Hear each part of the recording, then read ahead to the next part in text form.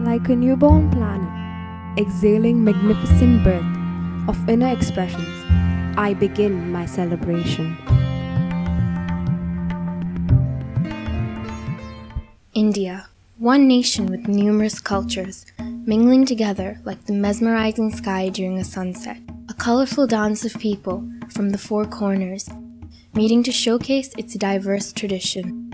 From the turban to the lungi, Kannada to Gujarati, and samosa to idli, our country remains the home of variety, yet the soul of unity.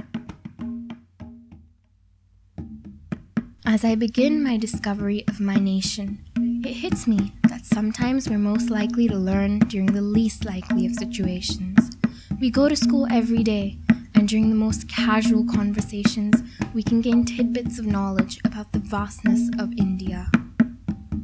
In schools, each of us students come from different cultural and religious backgrounds. Yet in class, we all sit together in the same blue checkered uniform, gaining knowledge on the various aspects of our country. Hey, where were you last night? Did you get some of that food I asked you for? Thank you, I was starving. Hey, would you like pasta? It's a portfolio from Karnataka. Guys, oh my god, it feels like bread. How's your hair shape coming along? Oh, it's great. I have the perfect solution. Coconut oil, it's the best, don't you think? See? Okay, Hey, Anita, why did you take a glass of coconut? You're good.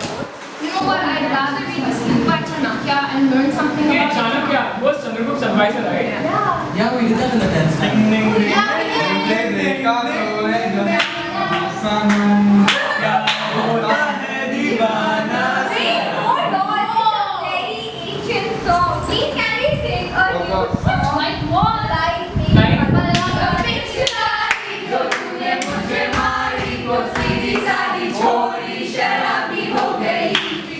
Jeans पहन के जो तूने मारा ठुमका तो लट्टू पड़ोसन की भाभी हो गई.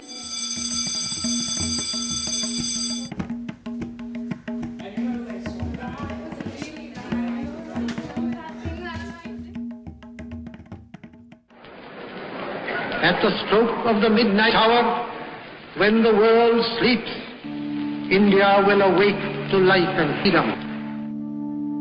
And as we awoke to freedom, India began transforming into an industrial hub, the world's largest democracy. The streets of Tar were formed, where today the evenings are filled with hungry office-goers and students. I, the student, watch as men and women walk by, and as they go on with their routine of life, I notice the smallest of things in the bright city lights. The hawkers on the street selling a variety of goods, while the sugarcane juice vendor spins his machine, making sweet liquid, drop by drop, to quench my thirst. The buzz, the lights, this India in the night. Yet amongst this buzz, there is a silence. The silence of a nation that showcases its past and its present. Amongst the noises of the city, in the peaceful alleys, the heritage of India can still be found, transporting one back to the time when colonialization was very much alive.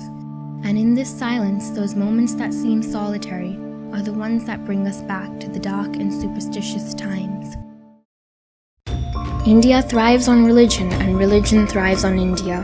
While the youth continue to strive forward, reaching greater heights, the festival of color, light, and good over evil still allow them to tap their feet in dances that awaken the night. The chanting of mantras as stories of stars and moons emerge.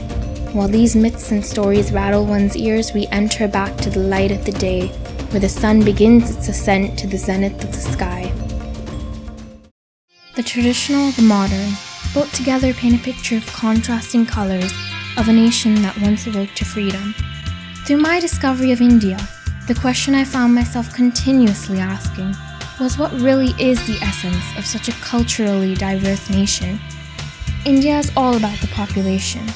If you really want to discover this country, then discover it through its people and the stories each one of them have to tell.